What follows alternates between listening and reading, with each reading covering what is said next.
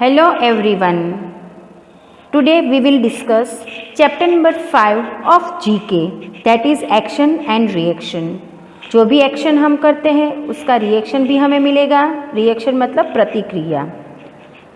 Now in a family how action and reaction occurs. See this image, that is of happy family. How happily parents and children are looking. But every time happiness is there in a family? No. Many a time discussion, argument and fighting is also there. But one should make sure that fighting or argument should be at certain limit. It should not cross the limit. Otherwise problems would be there in a family. आप देख सकते हो इसमें parent अपने बच्चे को समझा रहे हैं कोई चीज़ को लेके. फॉर एग्ज़ाम्पल ये आपको होमवर्क करना चाहिए. बच्चा नहीं चाहता है होमवर्क करना, बट पेरेंट्स उसको समझा रहे हैं कि उसकी इम्पोर्टेंस क्या है. But it is up to the child how he और शी विल टेक. वो कैसे लेता है वो चाइल्ड के ऊपर है. चाइल्ड को लगता है कि मेरी मम्मी या मेरे पापा हर वक्त मुझे बस बोलते ही रहते, डांटते ही रहते. बट उनको आपकी चिंता है, आपके फ्यूचर की चिंता है, इसीलिए वो आपको अभी से ट्रेनिंग दे रहे हैं, बेटा आपको ये चीज़ टाइम पे करनी चाहिए. And by this way they will make you understand the importance of time, because once a while time is left it will never going to come back. And then afterwards क्या होगा, आपको पछतावे के अलावा और कुछ हाथ में नहीं आएगा. इसीलिए अभी से आपके पेरेंट्स आपको समझा रहे हैं कि टाइम का सदुपयोग करो. बट एज ऐसी होती है चाइल्ड की कि वो नहीं समझता है. About this type of matter we are going to discuss in this lesson. ये लेसन के लिए एक डिस्कशन दिया है, ठीक है. उसमें है कि Nishant school has arranged a 3-day trip to a nearby hill station. He wants to go, but his parents are worried about his safety and refuse to send him. अभी आपको करना क्या है, आपको थीम समझ में आ गई. अभी आपको करना क्या है, नीचे आपको टेक्स्ट बुक में बहुत सारे कन्वर्सेशन दिए हैं, ठीक है. You have to comprehend the actions taken by Nishant and fill in the blanks given below. You may use the help box. Tick the ones you usually adopt and cross the one you would never do. ठीक है. The first conversation is there. आप देख सकते हो उसमें निशांत अपने mummy papa से पूछ रहा है कि why are you not sending me? आप क्यों मुझे नहीं जाने दे रहे हो. ठीक है, मम्मी पापा ने मना कर दिया, फिर भी निशांत पूछ रहा है कि आप क्यों मुझे जाने नहीं दे रहे हो. तो that is what one type of argument he is doing with his parent. तो आंसर आएगा ऑप्शन नंबर बी, आर्ग्यूइंग.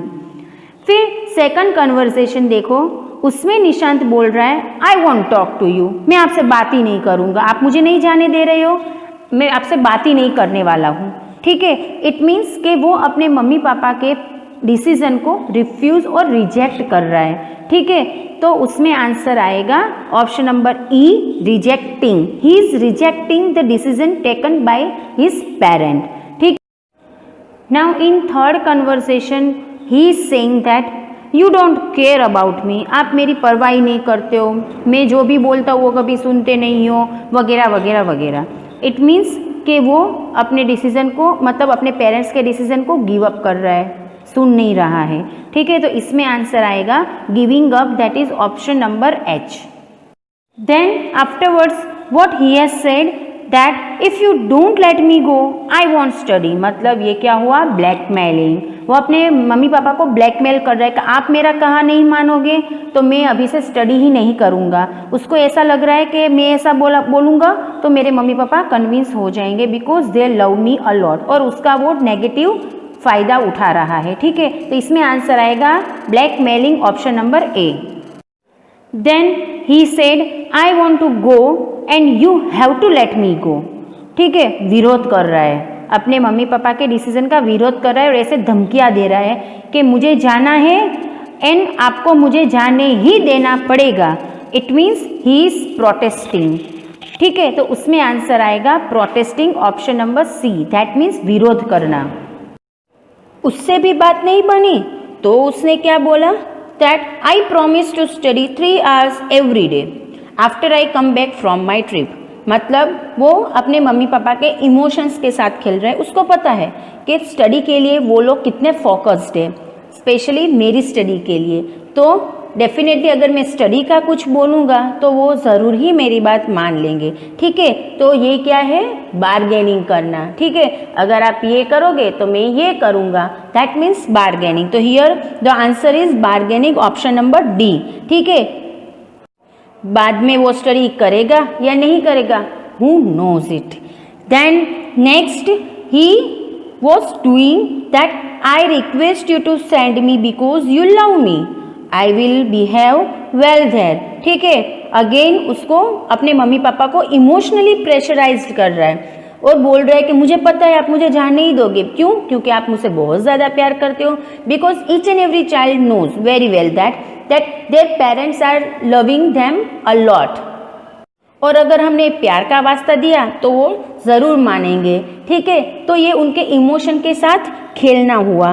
तो यहाँ ये क्या कर रहा है, उनको अपने पेरेंट्स को इमोशनली प्रेशराइज्ड कर रहा है कि आप मुझे प्यार करते हो तो जाने दो। इट मीन्स अगर वो नहीं जाने देंगे तो ये बोलेगा कि आप मुझसे प्यार ही नहीं करते हो। ठीक है, तो इसकी वजह से अपने मम्मी पापा को मनाने की ट्राई कर रहा है। तो यहाँ पे आंसर आएगा pressurising, that is option number F.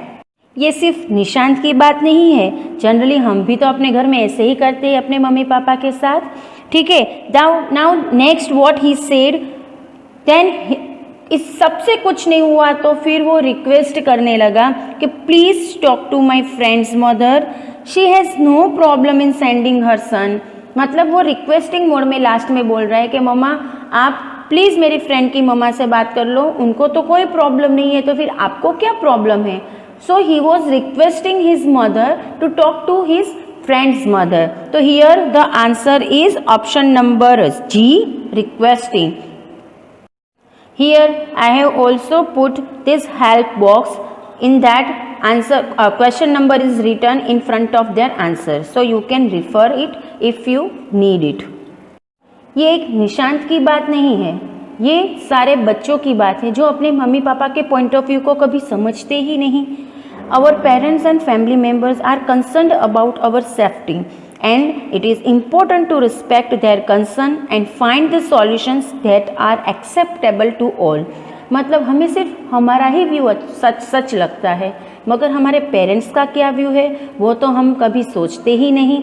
हमारे family members including our parents सब लोग हमसे बहुत प्यार करते हैं और ऑलवेज चिंता करते हैं कि हमारे बच्चे को कोई प्रॉब्लम ना हो, and always they are worried about our safety.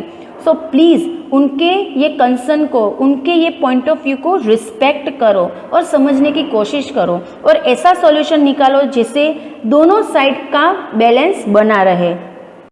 हमारी कंट्री में, इंडिया में माँ बाप को भगवान समझा जाता है और भगवान जो भी करता है वो ऑलवेज सही ही करता है अपने बच्चों के लिए, ये दिमाग में रखना। ठीक है, और आंसर्स टेक्स्ट बुक में सिर्फ पेंसिल से लिखना। Till then stay healthy and keep learning. Thank you.